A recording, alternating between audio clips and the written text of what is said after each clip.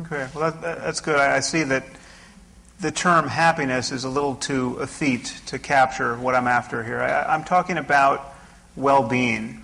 I'm talking about all of the factors that we recognize that correspond to the good life. And I'm certainly open to the possibility that we have yet to fully characterize the good life religiously, philosophically, and certainly scientifically. I mean, this is an open conversation.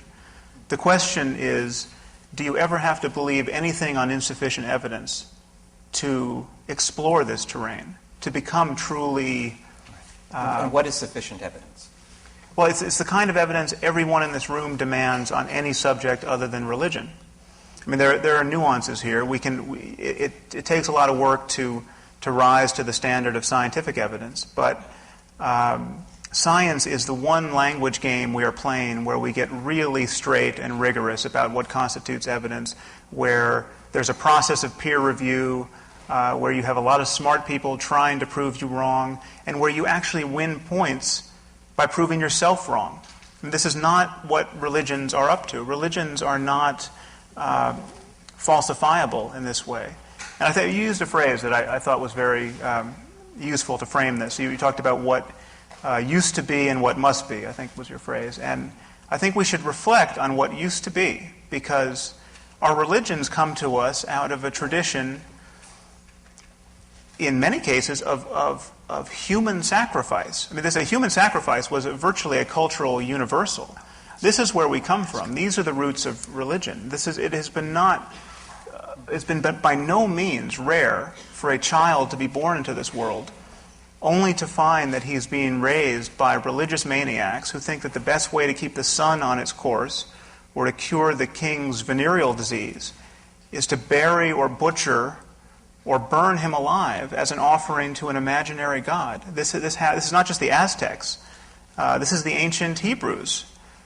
Human sacrifice is in the Hebrew Bible, at times condemned, at times tacitly supported, at times demanded, and then, as you know in the story of Abraham, the demand is recanted.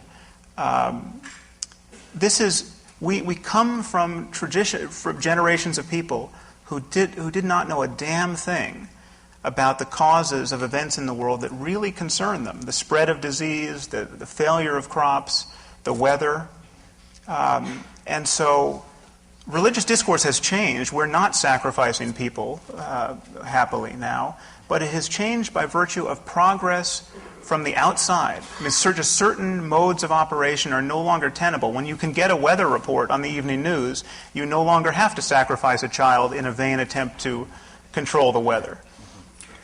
So, you had a question. Yeah, I did have a question. I want to go back to what you said at the very beginning, that religion is the one thing that we believe on insufficient evidence. And I want to ask you, and I'm only asking this a little bit tongue-in-cheek, but on what evidence do you believe that life is worth living? Well, I just think that's a misconstrual of how we talk about beliefs. I mean, you're not. This is something I get in another form quite often. I wrote this book entitled "The End of Faith," and people attack me essentially with the line, "But you need faith to get out of bed in the morning." You know, our lives are built on faith. That's not the kind of faith I'm attacking. I'm talking about. Oh, but you said explicitly that religion is the only thing that we believe things on insufficient evidence. Well, so I'm asking you if you believe that life is good or worthwhile on the basis of scientific evidence. Because if you don't, then I would amend your statement to religion and everything else that is of central value in our lives, we believe on evidence that is not susceptible to scientific proof. That I'll go with. No, I think you're equivocating on the meaning of the word believe. But I don't believe that life is worth living. That's not what gets me through my day. I am operating as though life is worth living because I am seeking various states of happiness. I'm avoiding suffering. I'm moved by compassion. I have these states in me which presuppose the reasonableness of not killing myself at the end of the day. Which is not so different, by the way, from a religious person who would say, religion is not belief in a proposition. It's an orientation towards life. I live in the presence of God. That's how I feel. It's not that someone says to me, okay, here's all the evidence from column A and here's the evidence from column B. Now, which one do you decide on? That's not how you decide whether you believe or not in God. Belief in this sense is not a great word. I believe it the same way you believe that life is worth living. And you would never say, as long as somebody can prove to me that I don't believe life is worth living scientifically, I may as well give up. So it's a disconnect. It's like saying, I don't know, it's a category mistake. It's like saying of, that wall, how jealous is it? It doesn't make any sense. Yeah, no, you don't evaluate a religious belief scientifically. I think I need to share a comment that he wrote in The End of Faith. Okay. And I'd be curious to have you expand upon it, where you wrote, "There is clearly a sacred dimension to our existence, and coming to terms with it could well be the highest purpose of human life." Sounds very spiritual to me. Yeah, I part company with many atheists in that I'm interested in spiritual experience. I think there is, while I wish we had a better word for it, I think because that word we have to recognize carries a lot of metaphysical baggage, there is such a thing as profoundly transformative, meaningful experience that can be very hard won. I mean, you might have to go into a cave for a month or a year to have certain experiences. And so the contemplative literature is something that I read and I take seriously. The problem is it is all so riddled with religious superstition and dogmatism that you really do have to be a selective consumer of this literature. And every religious person takes his peak experiences as confirmation of the metaphysics in which he is seeking those experiences. So the Muslim thinks that this is his feelings of rapture during prayer. He thinks this confirms the fact that Muhammad was really in his cave talking to the Archangel Gabriel and that the Quran is the perfect word of God. And I mean, your claim that religion is not a matter of believing propositions is just manifestly false when you're talking about what billions of people believe. I didn't say religion. believe. I said belief in God. Well, belief in God. I mean, it entails belief in certain propositions, but belief in God isn't a propositional belief the way I believe that this, table is hard. Well, for you, belief in the divine origin of certain books figures rather centrally to Christianity, Judaism, and Islam. Yes. This entails a variety of claims which are on their face at odds with science. The belief that Jesus was born of a virgin may be a cherished claim for most Christians.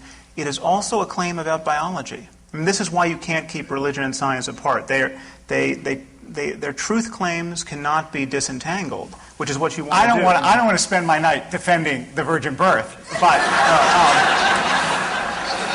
but it's now I have my story. Yeah. Right. Yeah, exactly.